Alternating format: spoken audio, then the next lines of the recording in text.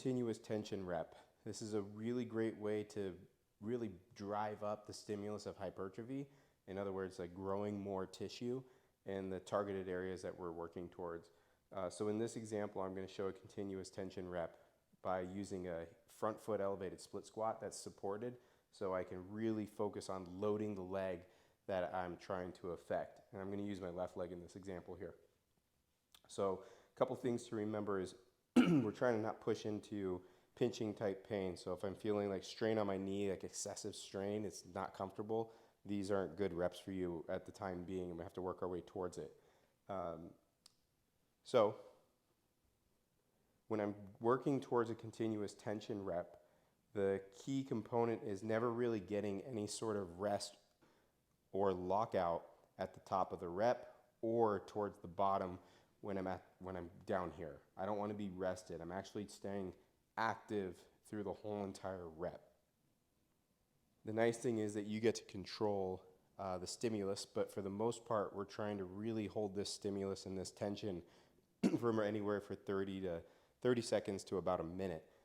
So we'll use these partial reps of range of motion where we're starting to drop deeper and deeper into expressing the fullest range of motion that I can through the repetition that we chose.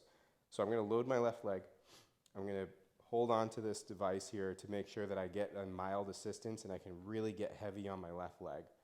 When I drop down, I just go into a partial range and stand back up, never reaching that full lockout, and then back up, and then down, and then back up. My toe on the right side is kind of a guide to let me know how far down I am going. And I just keep getting lower and lower and lower till eventually I get to the very bottom of my rep.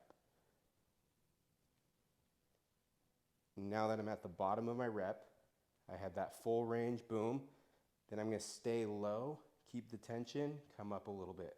Then come up a little bit higher, back down, and a little higher, and back down, a little bit higher, back down, a little bit higher, back down, even higher, back down, even higher, back down, and then getting close to full range, back down, almost there, back down, and then finally finishing.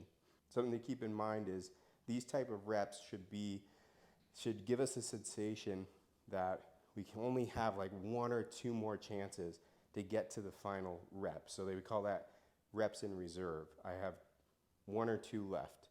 We want to reach the stimulus of fatigue and a little bit beyond that, almost replicating failure. In order for our tissues to get growth, we do have to get close to the signal of failure in order for our tissues to say, oh my goodness, something happened. If we want to do this again, we're going to need more tissue there to make us get through this.